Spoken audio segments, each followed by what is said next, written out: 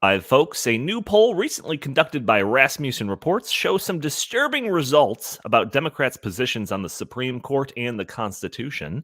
Also, do we have to endure high gas prices and energy prices to protect democracy? That seems to be the message from the elites at the World Economic Forum. We're going to be talking about this and more on episode 354 of the In the Tank podcast.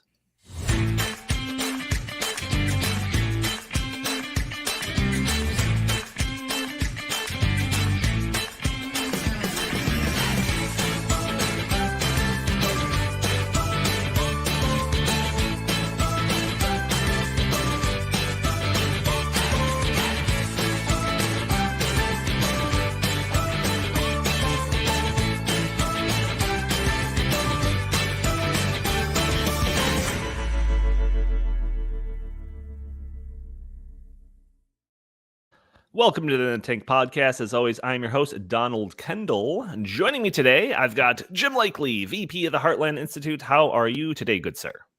I'm doing great. I sent the email out today alerting people of our every Thursday at noon Central Time live broadcast. And I had in there an image of one Justin T. Haskins.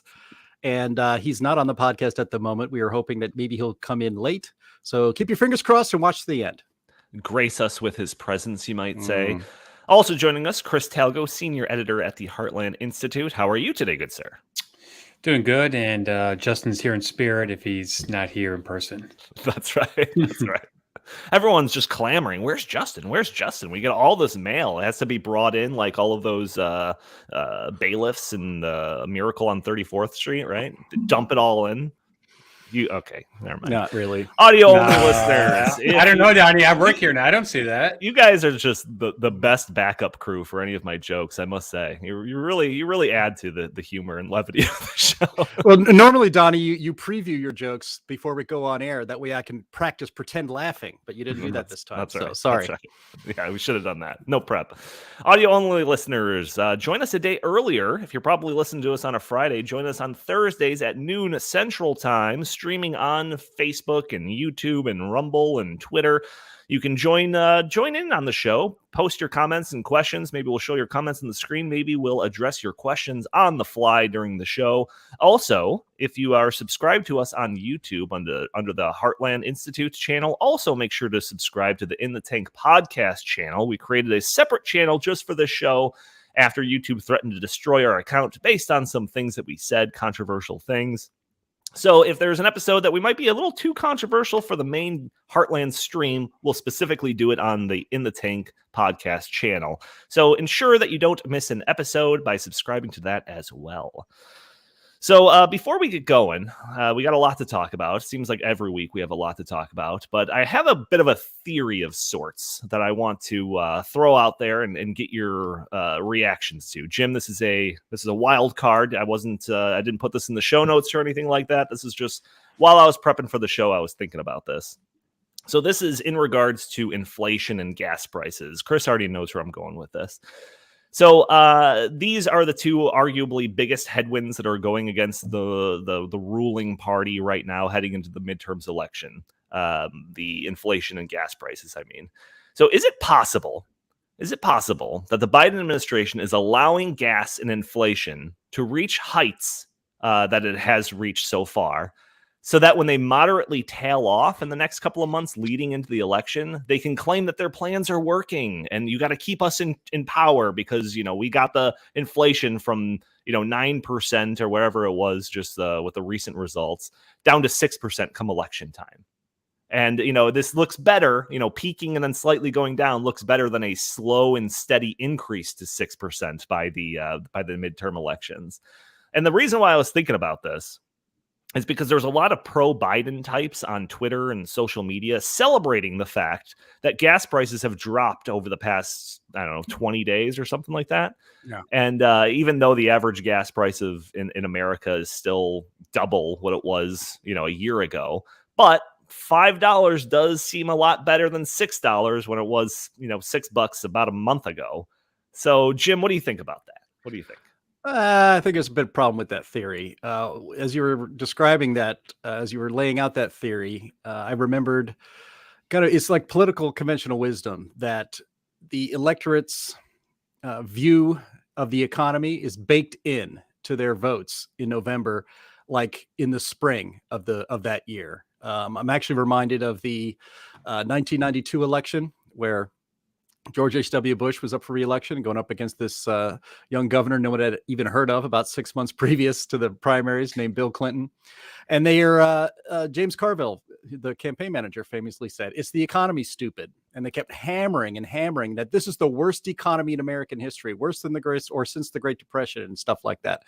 In actuality, the economy had already started to turn around by late spring and into summer of 1992. And by the time election day came around, it was, cooking. It was doing great. But by then, the messaging of this is the worst economy since the Great Depression and all this stuff, it was already baked into the electorate. And so no matter what was said about the truth, no matter what data even came out, economic data came out, it didn't change the minds of the voters who were convinced that the economy was in the gutter. And so what's even more challenging for Biden right now is that you don't need to be told the economy is in the gutter. You don't need to be convinced otherwise from the data that the economy is in the gutter. Everybody feels it every single day when they go to the grocery store, when they go to the gas station. The inflation numbers that just came out this week, 9.1% annual inflation rate. So everything you're buying today, according to what they index in the inflation number, is 9.1% more expensive than it was just 1 year ago. But the actual inflation rate, as everybody knows, is higher than that. Everything you pay for, they don't measure a lot of the things you have to pay for to live, like energy prices, for instance, I believe is not included in that index. And then I just saw right before we went on the air that the wholesale inflation is 11.1%. So the people that bring you the goods and services to sell to you are paying 11% more than they did a year ago. So you don't have to try to convince somebody, or, no one's going to buy it that if inflation is only 7% or 6% in October or in late October of 2022, that things are getting better. We need to keep this great economic team on board, lest we ruin lest we ruin this great economic recovery that we're having. It's just not going to happen. I don't buy it at all. Donnie, real quick, just I disagree with your premise that inflation's going to go down between now and November when it's going up. And just like Jim said, producer price index, which is the barometer of future inflationary pressures, was 11.3%. So what could possibly happen in the next 2 or 3 or 4 months that would reverse the trend? Yeah, well, I know that they're weighing the idea of a more drastic rate increase with the Fed. So that would be something. If we head into just like a flat out recession, that would be a natural pressure against inflation. But I'm just, like when I'm driving to work and I see But the Democrats who control both houses of Congress and the presidency are actually talking about resurrecting Build Back Better. However, Joe Manchin said that he's going to take a new look at it as long as it's scrubbed. So they're not taking policy measures that would counteract and reduce inflation. They're actually pursuing policy measures that would make it worse. So that's why watch yourself, Andy. I know what you're doing. That's why I Andy. disagree with your premise that they have this grand plan where they're going to make inflation go real high, and then right before the election, they're going to somehow magically make it go down. Why wouldn't they just make it go down in the first place? I mean, this just makes no sense. Look, the American people are in an abusive relationship with their government right now. Just because your husband stops bashing you in the face and says "I love you" tomorrow doesn't mean that that's a good husband. And that's why this is not a good economy or good people in charge of our public policy in this country. Chris harps on this every time we have to talk about inflation, which is almost every single podcast. There is so much fake money printed. They don't even print anymore, but so much cash was put into the economy starting with COVID. Trump started it by agreeing to the spending, the spending stuff. So Biden actually has the gall to go out in public and say, "I've reduced the deficit more than any president ever by reducing our additional spending from the usual boondoggles that come out of Congress from like $10 trillion to $7 trillion. So I've cut the deficit by $3 trillion. Don't hold me to those numbers, but it's basically the same thing. People are not buying it. People are not stupid. Look, what was there was one, I think it was called the Civics poll, had Biden's approval rating at 28%. 28%. I think there's venereal diseases that poll better than 28% in this country. I mean, that's pathetic. So I know you're a big Biden fan, Donnie, and you really hope that he and the Democratic Party and the left, that the radical leftists that are running this country, continue to get some wind at their back to roll into 2024. But it's not going to happen. Okay, I don't know how you construed anything I had to say to be in support of the Biden administration, but okay. Can I just add one other thing? Let's never forget that Joe Biden inherited a V-shaped recovery, because after the lockdowns were basically lifted in the latter months of the Trump presidency, our economy was booming. We had a near 30% GDP figure. I think it was third or fourth quarter 2020. Yeah. What was the last GDP figure for the first quarter of 2022? Negative. So Joe Biden inherited a economy definitely on the rise. And what did he do? He took it and put it back in the ditch. Well, on purpose. In conversations that we have about the upcoming election, I really get the sense that you guys think they're just we're going to pack it up. We're not even going to fight. We're just going to count this as a loss. The Dems are. And I just don't think that's going to happen. I'm not saying that, but I think that what they're going to do is they're going to try to run on abortion and some of these social issues. But I think that the American people are saying, you know what? Abortion is so far down in our list of concerns right now, and climate change. And what's number one on almost all Americans' concerns? Inflation, the economy. I think they're going to vote gas prices, surely. Yeah, right, exactly. And it's already baked into people's mentality. There's no news you're going to hear between now and how many months is it now? It's like 1, 2, 3, 4 months. There's no good economic news you could get between now and November. Yeah, but the way that they're going to spin it, they already know that they live in misery, that their lives are so much worse off than they were just a year or 2 years ago. The Putin price hike, caused gasoline to go to $6.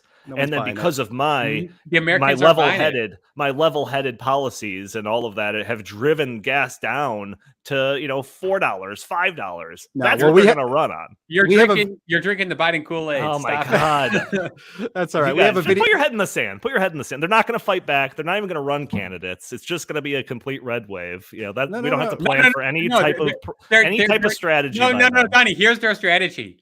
To cheat again. Now we just got canceled. That's why we have to have our own In the Tank podcast channel on YouTube, just for a stray statement like that. But we're gonna have a video. Man, there you go.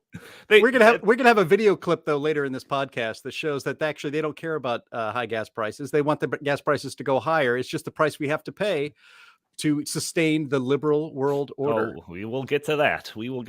But you already mentioned just the abysmal Biden approval numbers. I mean, they're at 30%, something like that. According to a Yahoo YouGov poll, only 18% of the country think Biden should run for a second term.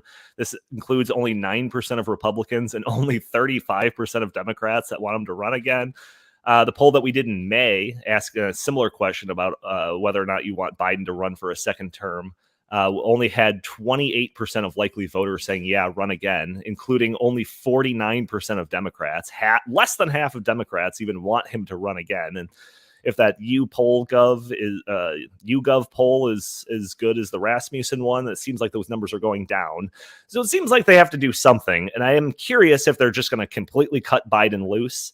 And I think we'll get a hint of that as the midterm elections ramp up, whether or not these candidates have Biden campaigning on their behalf.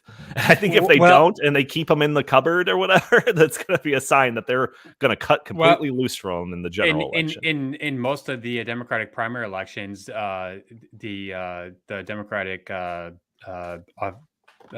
office holders actually telling Joe Biden, please do not come. We do not want to, we'll take Kamala. Well, they're not getting her either. I mean, this is the hottest part of the midterm election season right now, summer. The president should be out there every week, helping to secure, the Democratic majority in Congress. And he's not out there because nobody wants him out there.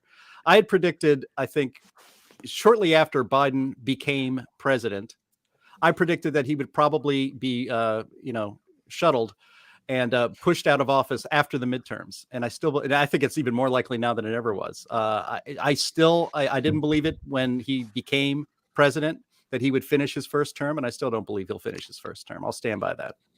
Yeah, we will see. It'll be an interesting couple of months here. Well, Donnie, all right. I think the big question is who's actually running the White House? Well, Who really is running the White House? I think it's Ron Klain. I think it's Pete Buttigieg. Anyways, Could be. we got a lot to get into, so let's get into these polls. We got a whole Yeah. series of polls. I want to get through as much of it as possible while still saving time for the thing that Jim teased. So last week I mentioned the idea that we were putting together some polls with Rasmussen. Well, earlier this week we got our results in, and I'll tell you these results were pretty amazing in terms of like headline grabbing numbers, but also incredibly depressing at the same time. So we asked people their views on the Supreme Court, the Constitution, and America in general. We've commissioned several polls with Rasmussen over the years, most of which have been pretty successful in garnering media attention. So they give us a pretty long leash when it comes to coming up with questions now, like they kind of just leave it up to us. So over the past 3 polls or so, we've really tried to make a concerted effort to push the envelope, to kind of go a little bit further than just like, what do you think of the Supreme Court or something like that? So a couple of polls ago, we did, we were trying to see how removed from reality CNN and MSNBC viewers were when it comes to knowing specific facts. You know, how much global warming is there? Something about like shootings with assault rifles, and will we all die from climate change in 50 years? And then the poll before this one that we did a couple of months ago, we were trying to determine just how authoritarian people could be in regards to COVID-19. We asked, like, would you be in favor of fines or limiting people's travel based on their vaccination status? Would you be in favor of tracking the unvaxxed, putting unvaxxed people in camps? And then we thought, like, what is the craziest thing that we could ask people? And we came up with, would you be willing to support a plan to take people's kids away if they chose not to vaccinate them or themselves? And to our surprise, to my surprise, 25% of Democrats supported that. So even the craziest question I could come up with still did not turn off more than 75% of Democrats. So this poll, we were asking people about America, the Supreme Court, and the Constitution, and we tried to push the envelope even further.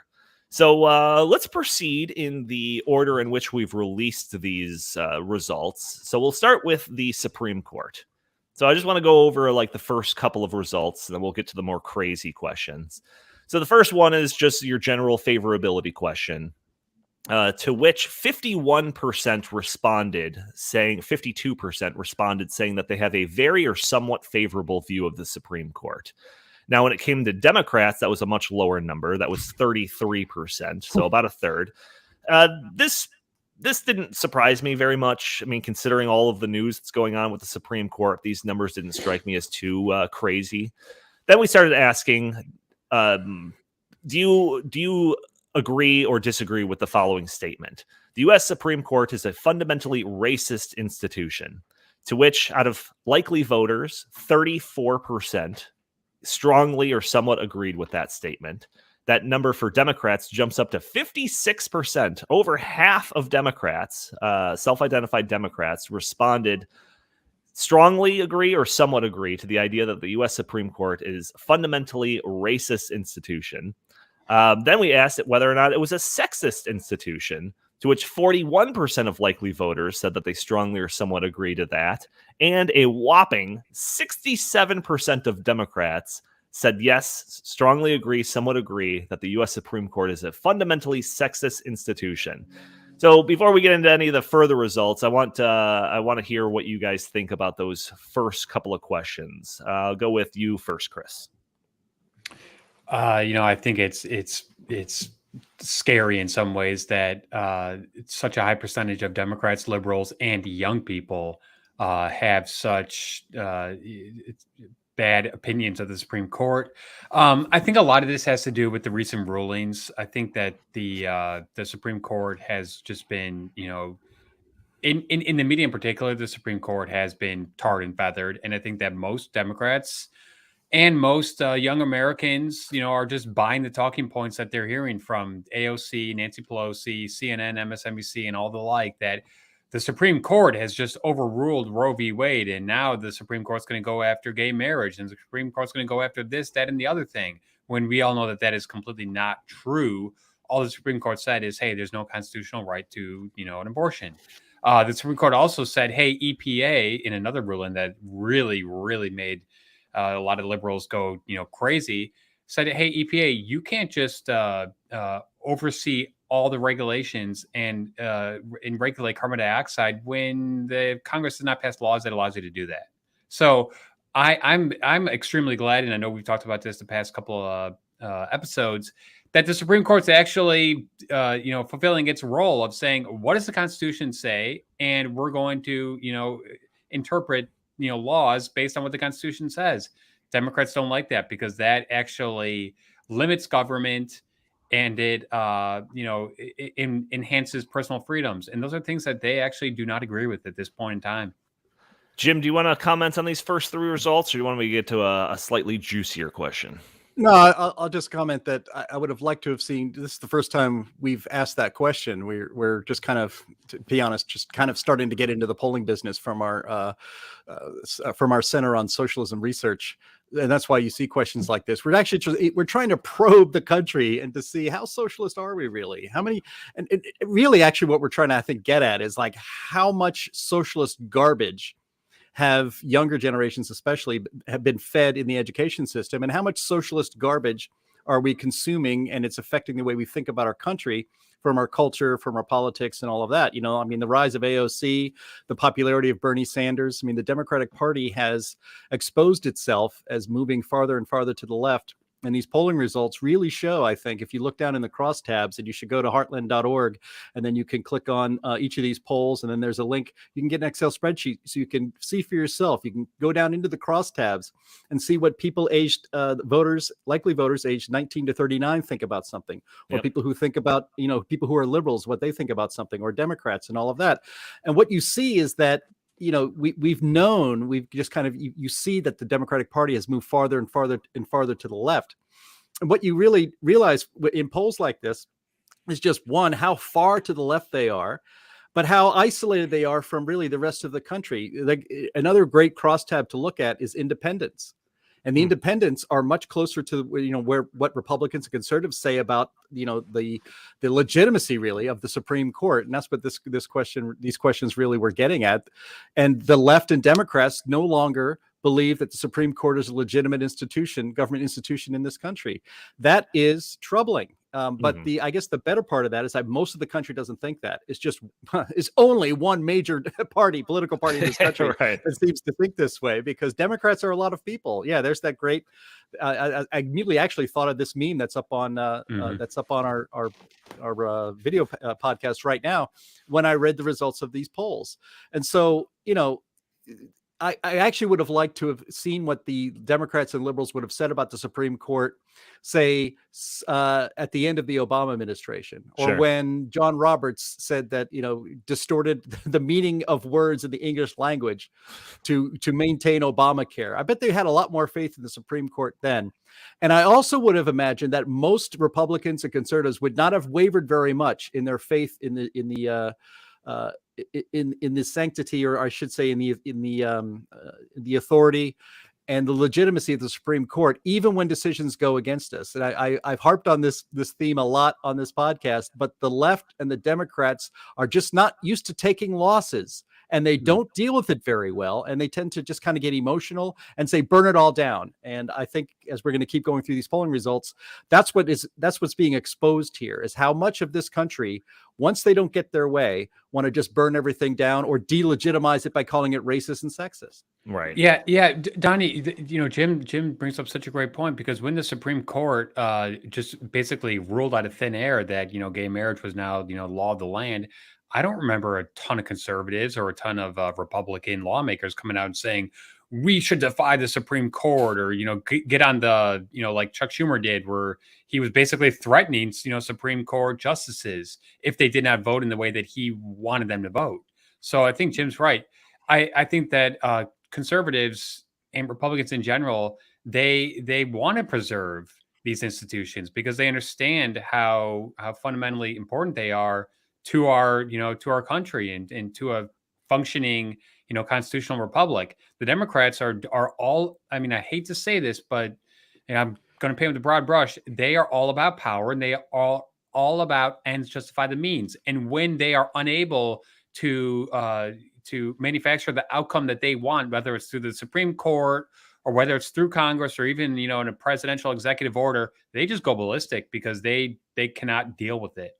Yeah, and just one last thing. I know you want to get through a lot of these numbers, but the purpose of the Constitution is to protect the rights that we have as free people that exist beyond government.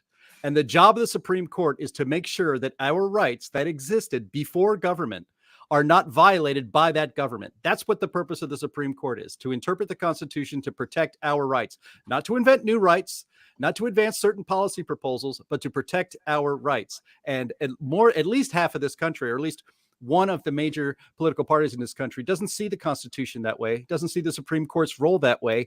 They only see it, as Chris said, the purpose of government, including the Supreme Court or even the Constitution, is to wield power and to advance my agenda in opposition to everybody else. In other words, to make it so that it's illegal or unconstitutional to oppose my agenda. So this completely different way of viewing the Constitution and the Supreme Court, and frankly, the very concept of this country and America itself, it's kind of dangerous if this continues this way and people don't get smart about it. If you want to win on policy, get the votes. Yeah, well, we just started with these questions, so This is where it starts to get scary. So we asked the question: there are 9 justices on the Supreme Court. Some congressional Democrats have proposed expanding that number to 13. Would you strongly favor, somewhat oppose, or strongly oppose legislation to increase the size of the Supreme Court to 13 seats? So in the past, when we've talked about this is just court packing. We've talked about this in length. They tell us in the articles that we read and the politicians that speak on this that no, there's no real political will to actually do this.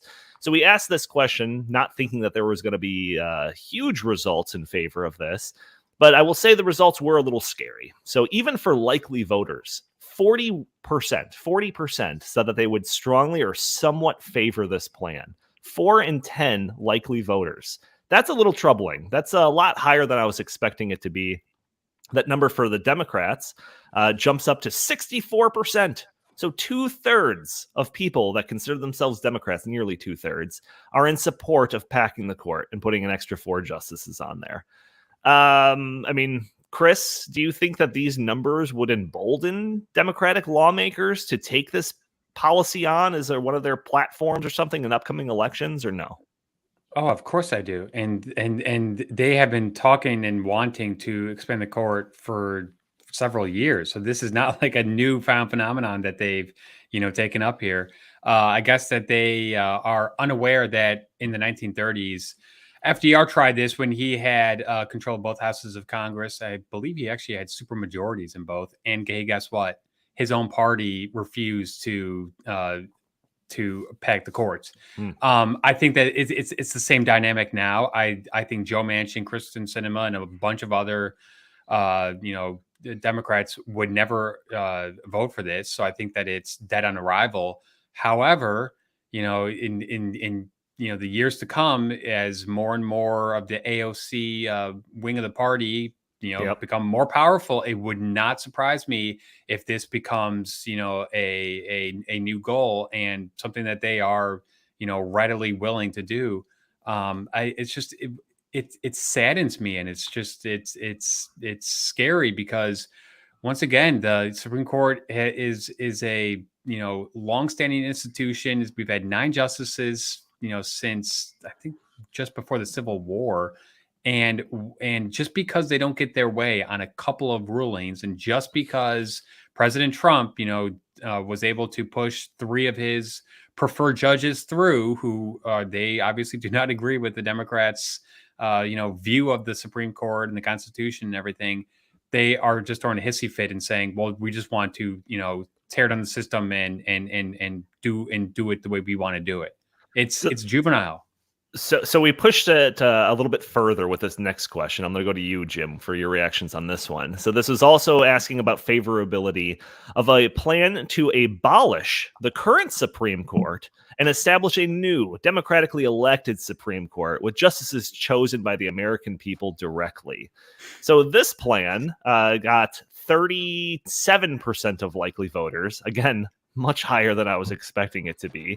And out of the Democratic Party, over half, 53% said yes, I would like to abolish the current Supreme Court and replace it with a much more politicized version of it. Jim, when you see these numbers, you're just heart sink. Well, it does sink a little bit. Actually, I looked this up this morning, and the idea of converting the Supreme Court into yet another elected body, one of the worst reforms of the early 20th century, was it the 17th Amendment, I think it was, Chris, where we went to the direct election of senators by the people when they used to be senators. I think it's 17th Amendment, but they used to be appointed by the state legislatures, the legislatures, I should say, in each state. And the purpose of the Senate from the founding of this country was to protect the interests of the states, which had their own level of sovereignty, against overreach by the federal government. Getting rid of that just made the Senate basically a smaller super legislature. And now a troubling number of Americans, but especially a majority now of Democrats, want to exchange the Supreme Court. They just don't see. Again, does this come down to education? Chris, you're a former public school teacher. Do these people not understand what the Supreme Court is for? What the Constitution actually does, which again is to protect our rights from the government, not to grant us rights. And so this idea of a 13-member, let's pack the court and make it elective. So we'll do both in one swoop. That's not what its purpose is. In fact, I remember hearing after these decisions that went the way that the liberals didn't like, they were talking about just abolish the Supreme Court. We shouldn't even have one. Right. It's like, okay, well, how's that going to work? The founding fathers created a system of government the way they did because they had a lot of experience in bad forms of government, and they purposely wanted to make it difficult to pass legislation that would have effects on the majority of people. And one of the old checks and balances in our government, the most important check on that is the Supreme Court. If something is not constitutional, if it violates your rights that are yours before government, then that law cannot be enforced. We need to throw it out. It's unconstitutional. I was looking up, there was a poll 2021, University of Pennsylvania, Annenberg Public Policy Center. Just 56% of Americans can name all three branches of government. And just 51% correctly said that the Supreme Court of the United States has the final say on constitutional matters. So when you look at really the civic ignorance that just seems to be endemic in this country, it does not surprise me that you would get a poll result like we got, that they think the Supreme Court should just be replaced by yet another elected body, because people don't really understand how our government and why our government was set up the way it was. And that's actually really dangerous for all of our liberty if this trend continues where people don't understand. Yeah, I know that there's a lot of debate to be had with the way that the Supreme Court is structured, and like maybe would be singing a different tune if certain Supreme Court justices didn't taken a leave while Trump was in office and in a position to replace them, and the idea of term limits and all of that. But the next question that I have goes way further than this last one. When Justin and I were coming up with these questions, I was trying to think, what's an even crazier question that we can ask? And it took us a minute to come up with this one, but we came up with this. So would you strongly favor, somewhat oppose, or strongly oppose a constitutional amendment that would give the United Nations the authority to reverse U.S. Supreme Court decisions that UN members believe to violate human rights? So when we came up with this question, Justin says to me, like, what if no one says yes to this question? And I responded, in all of our polls, we've tried to find like where we've gone too far. What's going too far? Where's the line? And so far, we have not found the line. So I said to him, if nobody says yes to this, if we get 0% of people saying yes to this, at least we'll know where the line is. Well, folks, I can safely say we have not found the line yet, because on this one, likely voters, 29% said yes to this. More troubling, 40% of Democrats said yes to this. 40%, so 4 in 10 Democrats said, yes, I want to cede some of our national sovereignty to the United Nations. And even more troubling than that, 48%, almost half of the age group of 19 to 39-year-olds said yes, I think the United Nations should have ultimate say over our human rights in this country. I was dumbstruck by this. I thought maybe 5 to 10% would say yes to this. I did not think we were going to see numbers this high. Chris, what was your reaction to this one? I was somewhat surprised by the high numbers. However, as you highlighted, the young Americans aged 19 to 39, about half agree with this statement. That does not surprise me at all, because I think that we have been teaching, our young generation for the past decade or so that America's a bad place and that globalism is a great thing. So it would make sense to say that the United Nations is inherently good because they're a global institution, and they should have, ultimate power over making sure that American citizens' rights are protected.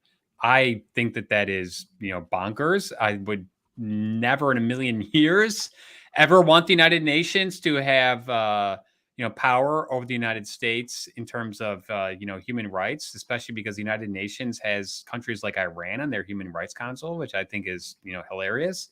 But Donnie, I think that Democrats and young voters are in the mindset that America is a bad place, and the more that we can destroy the existing structures, whether it's the Supreme Court, the Constitution, and remake it with a globalist or more of a direct democracy type of approach, they think the better off they are.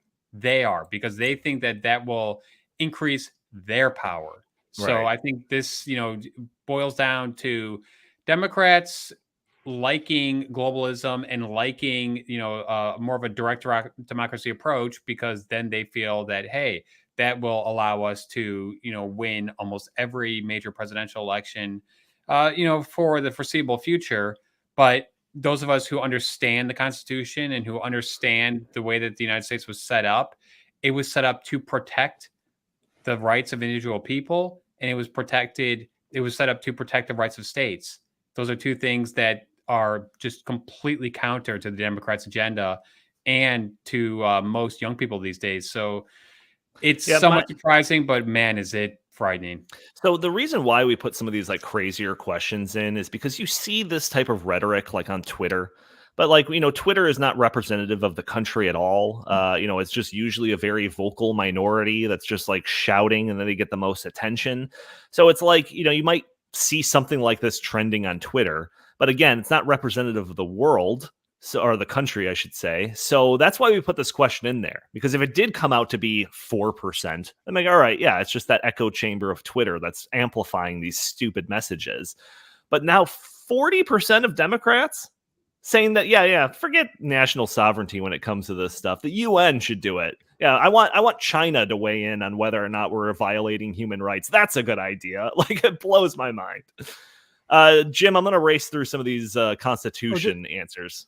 Just let me add a real quick thing, because we've had people in the comments here on YouTube mention Howard Zinn's People's History of the United States. And it reminded me that if you spend a generation or two using that leftist nut job's People's History of the United States, which teaches 2 generations that the United States is inherently evil, that there are, so it's no wonder that especially younger voters would be like, yeah, the UN is obviously has more moral authority than anything than the United States, because, we're terrible. And so, that's what you get. You get people who don't love their country, who don't understand its government and its systems, and want to look outside for the United Nations, who, I mean, if you're a child, if your first introduction to the UN is UNICEF, they're out there helping children and all of that stuff. So yeah, so it actually doesn't surprise me at all. I think we have a real generational education problem in this country. Chris, you're a former public teacher. You should go back into that business and fix that for us. Yeah, get on that, Chris. Geez, we expect results by next week. Hey, I put my 5 years in. I tried my best, but Jim, you are 100% right. The vast majority of my former colleagues, and I taught American government and U.S. history, were teaching that America is a bad place. It was, built upon slavery, built upon racism, built upon sexism. That's why, these responses, especially for the young people, do not surprise me much at all. But I've also, seen that they are so willing to say, Well, but global institutions can solve everything, and the United Nations can solve everything, and the World Economic Forum, and these great global. If we just embrace globalism, then all of our problems will be solved. I completely disagree with that. Yeah, so we are going to race through a lot of these answers. We're already at the 40-minute mark. So as Jim said, you can see all of these results. Go to heartland.org. There'll be little featured tabs at the top. Click on it, and you can see a press release outlining all the important findings here, as well as cross tabs to look into all of the data that's available to us. So the second set of numbers, we asked questions about the Constitution. So we started off with the general favorability of the Constitution. Thank goodness this one had a high number. 81% of likely voters had a very or somewhat favorable opinion of the Constitution. This number dropped to only 74% for Democrats, so generally pretty high across the board. I think the number was lowest amongst the 19 to 39-year-olds, 64%, but still around 2/3. Then we asked those same kind of questions that we had for the Supreme Court. Is the U.S. Constitution document rooted in racism? 35% of likely voters agreed to that. 58% of Democrats said that the Constitution was rooted in racism. I don't know how they could have a high favorability rating for the Constitution and also think that it's rooted in racism, but okay. Then we asked the question about whether or not the U.S. Constitution was sexist. 41% of likely voters said that yes, it was sexist. And out of Democrats, 64% said that it was sexist. So all of those results, you could probably just copy and paste Jim's response to those set of questions that he said for the Supreme Court. But I do want to focus a little bit more attention on this last one. Again, this is kind of the pushing the envelope question. Do you strongly agree, somewhat disagree, or strongly disagree with the following statement? The U.S. Constitution should be mostly or completely rewritten. 31% of likely voters said yes to this. And out of Democrats, 50%, actually 49%, right around half of Democrats said yes, the U.S. Constitution should be mostly or completely rewritten. The only thing that beats that number, as far as I can tell, is that 19 to 39-year-olds, 51%, over half want the Constitution completely or mostly rewritten. Jim, I'll give you first swing on this one. Yeah. Again, I think that this goes into the idea of positive rights and negative rights. The Constitution as written and envisioned by the founders, and it's the greatest governing document ever put down on paper, is to protect us, the people, who are free from government, imposition upon our natural rights. The left, and again, most people educated in America's public schools think that a constitution should be rewritten to ensure positive rights. In other words, you have a right to health care. We should put that in the Constitution. You have a right to a job. We should put that in the Constitution. You know who wrote constitutions like that? Communist countries wrote constitutions like that. The Constitution of the Soviet Union was a beautiful document on paper. It guaranteed all of these wonderful rights to the people, and they were material rights.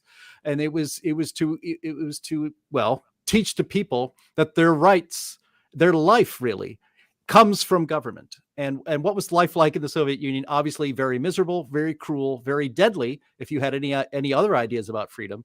And so, again, we live in a country in which it's a much softer kind of socialism, in which we have mainstream politicians, Bernie Sanders, AOC. I know they're on the left and they're socialists, but they're on TV all the time saying that we should have a right to this and a right to that, instead of having a constitution that protects our own rights from government infringement.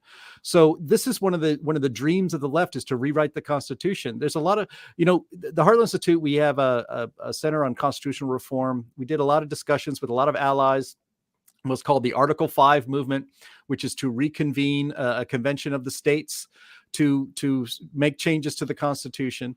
It's a risky endeavor, though, a lot of people think, because what would happen? We would end up with a Constitution rewritten in the way that the left would like it to be, that the communists had written constitutions to be, and it would destroy even the little semblance we have left of a constitution now when it's adhered to that protects our rights. So they want to rewrite a constitution in that way. And in fact, just one last thing, liberal hero Ruth Bader Ginsburg, she was traveling internationally and giving a speech, and there was Q&A afterwards, something like that. But I think it was in South Africa. But she said, I would not recommend that you follow the United States Constitution as a model. Jeez. That you need to, if somebody can Google it for me, maybe it'll be in the comments here before we do it. I believe it was South Africa, but she did not even hold up the Constitution she was sworn to protect as a model for other countries that want to live in a free society.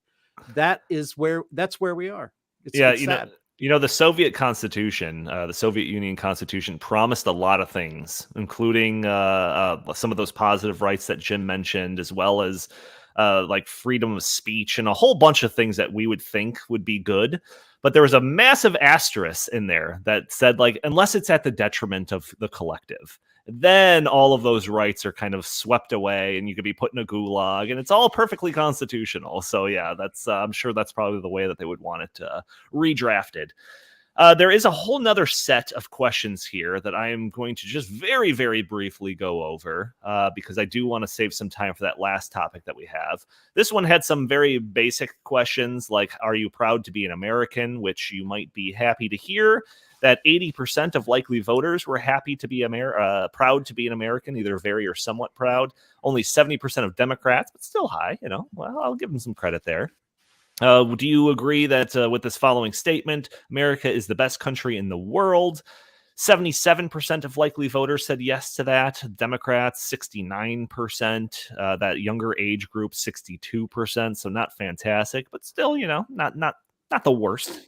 Then we had the questions about sexism and racism.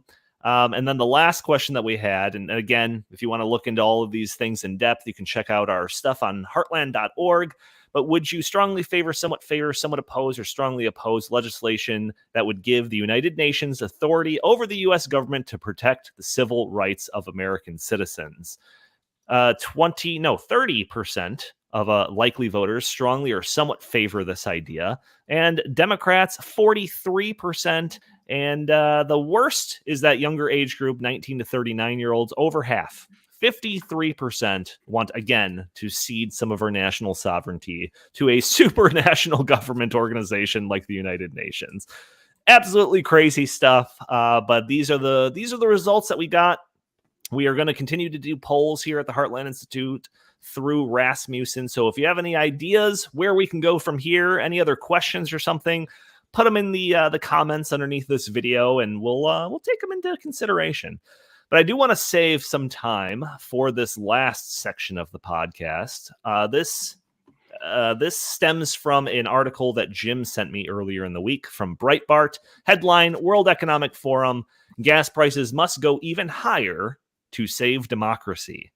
So the article starts off saying the World Economic Forum, the biggest advocates of the Great Reset, released a position paper Monday that inexorably links two claimed global crises as one: climate change and the decline of democracy. It says fighting the former can save the latter as long as consumers stop burning coal, oil, and gas in exchange for green renewables. The WEF paper argues for the past 15 years, democracy has been in decline worldwide. To protect and promote freedom, to quote, leading democracies must strengthen their economies and safeguard liberty. Nothing to disregard so far here. It goes on to say ignoring progress towards a low carbon economy would put democracies in greater economic peril, not less, while repeating the broader demand for environmental activists for companies to stop investing in fossil fuels. Russia's invasion of Ukraine has brought renewed focus on this economic weakness, the WEF says. So here's where it starts to get a little interesting. What is the answer for the US and Europe? Pricing the alternatives to green energy out of the market, it says. So this is quoting from the World Economic Forum paper.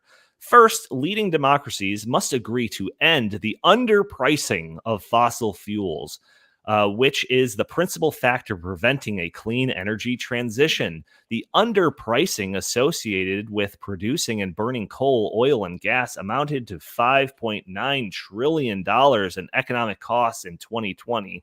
Nearly a quarter of those losses, $1.45 trillion, occurred in 48 major and smaller democracies. So basically all of this is to say gas prices need to be higher, and that'll push us towards democracy-saving technologies like renewable energy. Jim, you would think this was made up if it wasn't just directly written and available on their website. What's your reaction to this? Well, like most things on the left or produced by the left, the truth is the absolute 100% inverse of what they try to state in clear, plain language. Do you know where they get this idea? If you put that back up on the screen, Andy, so I can read it again. I remember what it said. But this idea, there we go. The underpricing of fossil fuels. First, leading democracy should end the underpricing of fossil fuels, which they said amounted to 5.9 trillion in economic costs in 2020. That is complete nonsense.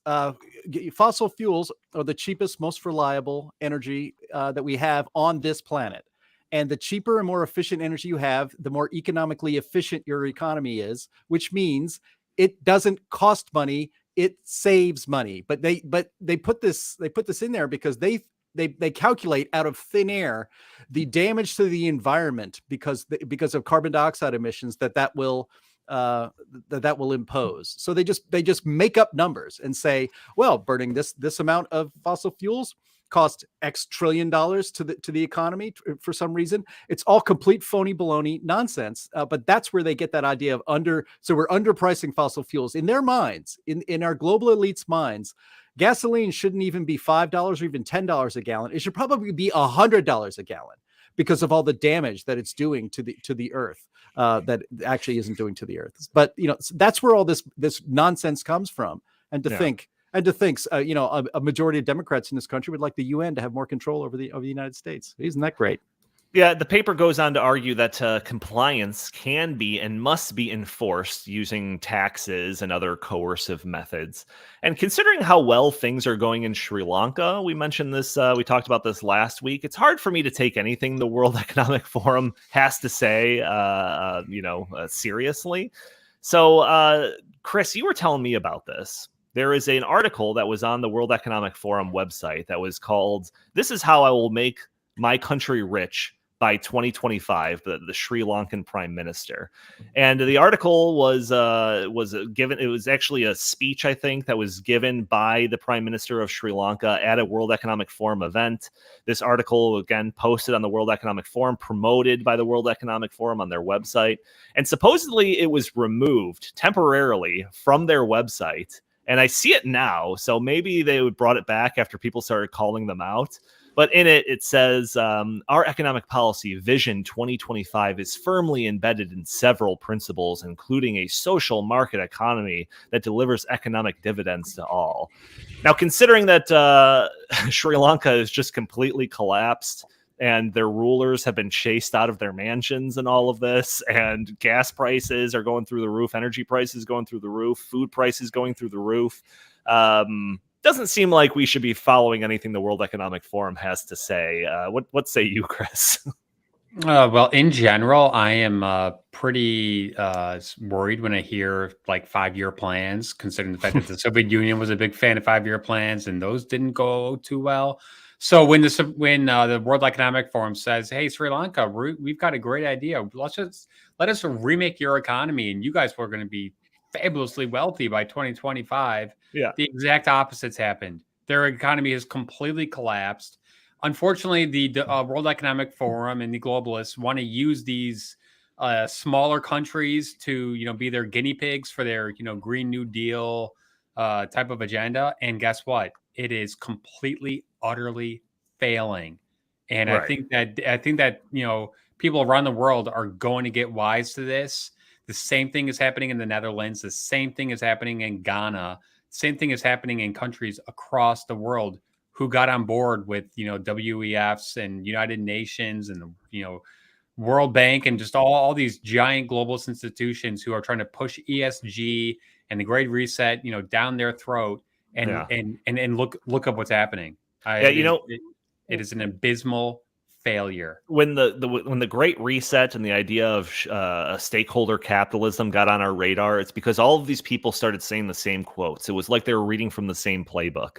So when I saw this article with this WEF paper talking about, yeah, we need high energy prices, that's going to quicken the transition to renewable energy, and it's going to safeguard democracy. It made me think of, and we didn't play this clip a couple of weeks ago when it came out, or maybe a week ago.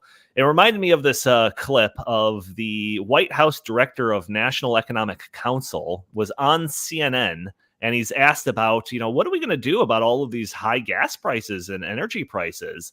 And the response by this White House Director of National Economic Council was kind of shocking. So we have this video. Go ahead and play it, Andy. Sustainable. What do you say to those families who say, listen, we can't afford to pay $4.85 a gallon for months, if not years. This is just not sustainable. Well, what you heard from the president today was a clear articulation of the stakes. This is about the future of the liberal world order, and we have to stand firm. We've built the rule-based liberal global order. Can you pause it real quick, Andy? To building and sustaining the liberal internet. All right. So yeah, so he says it's to protect. It's to protect the liberal New World Order, right? And let me also just point out that man, Brian Deese, who I said is the White House Director of the National Economic Council, he was also formerly the global head of sustainable investing at BlackRock. So it's a very interesting relationship that we've got going on here, him pushing for this type of thing to make sure that the sustainable investing in BlackRock becomes more profitable if we do price out any alternatives to renewable energy. So that in and of itself is disgusting. But then the rest of this video is a whole bunch more examples of people using the same talking points. Go ahead and play the rest of the clip, Andy. International world order, create a new world order. An incredible window of opportunity to lead in shaping a new world order for the 21st century. To collapse the liberal international order. Simply put, Mr. Putin has a different vision of the future. Established a liberal world order, and that hadn't happened in a long while. A lot of people dying, but nowhere near the chaos. And now is a time when things are shifting. There's going to be a new world order out there. Of how we can really create, I would say, a new world order. The last clip being Klaus Schwab, the want-to-be supervillain in the next James Bond franchise. But Jim, I mean, I when we talked about this before, the idea of the New World Order was this like cornerstone of conspiracy theories. People would be reading between the lines and talking about these, organizations that didn't really matter or anything like that. But now we've got the World Economic Forum, President of the United States, routinely using this rhetoric. What are we supposed to think about it? You're supposed to think that the purpose of this, the World Economic Forum and the green, the global Green New Deal and all of these things is to destabilize democracies. I mean, that World Economic Forum paper is complete bullshit, and it's a 100% turned around from reality, because they say that unless we move to a low carbon economy, that could put ignoring progress toward a low-carbon economy could put democracies in greater economic peril, not less. Everybody saw on their TV screens that Sri Lanka, which is a democracy, is very much now in peril. Right. I mean, mobs of thousands of people in what is a real insurrection. They had a camera from up high, like on a drone or something like this. It looked like swarming ants going into an anthill to take over the prime minister's residence.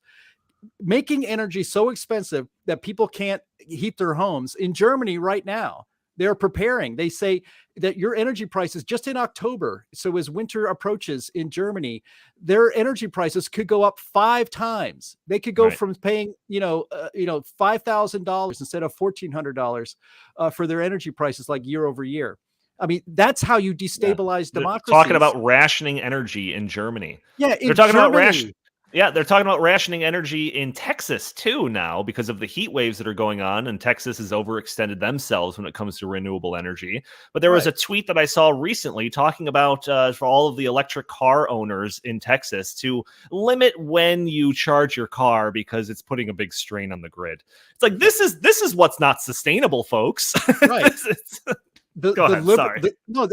I want Chris away in here too, and we're running out of time. But the liberal world order is actually an illiberal world order in which governments control almost your every move. Yep. They determine exactly what your quality of life is going to be, what your standard of living is. Right. And they have always believed that, especially here in America, that our standard of living, our freedoms, they don't like it. Because you can't control people that have freedom and economic freedom and personal freedom, and that have, frankly, cheap energy and can live the way they want to live. And that's what the liberal New World Order is going to be. It's going to be illiberal, and it's going to be with governments controlling almost every aspect of your life, because now we are seeing the acceleration of rationed energy, even in the most powerful economic engine of Europe, which is Germany. It's insane. Right. I never thought we'd ever get to this point. It's certainly not this quickly. Chris, I'll give you final words on this to wrap up the podcast. Yeah, so I was actually watching that CNN interview with Brian Deese when it was live airing. And the thing that immediately came to my mind was the let them eat cake a moment during the French Revolution when, you've got hordes of people, starving to death, and the king and queen are just so out of touch and just so, in their own bubble that they can't even comprehend what's happening. And I think that a guy like Brian Deese, who has been a BlackRock, executive for all these years, and now is, in the Washington, D.C. bubble, he does not understand that people in Ohio, Wyoming, Oklahoma, Nebraska are struggling to make ends meet on a monthly basis. They're struggling to put gas in their car and food on the table. And what is his response? Oh, well, we just need more green energy, and they'll just, they'll just have to deal with it. It goes to show what they really think about, everyday Americans. Really does. Yeah, no, it is wild stuff, but the conspiracy theories of a decade ago are like the realities of today. So who knows what's going to happen, but we are going to continue to track it on the In the Tank podcast. I want to thank you all for joining us. Those of you who are joining us on a Friday, you're probably listening to the audio only version. Check out the video version. Join us on Thursdays at noon Central Time. Join the conversation. Leave your comments and questions. Maybe we'll show your comments on the screen. Maybe we'll address your questions on the fly.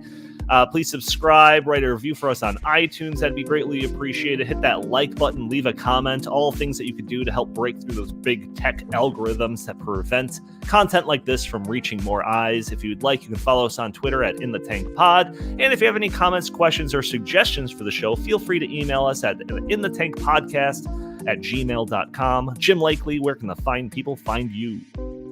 At J Lakely on Twitter, at Heartland Inst on Twitter, and also visit heartland.org. And Chris Talgo, what do you have to pitch today? Heartland.org and stoppingsocialism.com. All right, fantastic. Thank you all for joining us. We will talk to you next week. Resist. I am very willing to let the American public judge my physical and mental my physical as well as my mental fitness. Oh my God.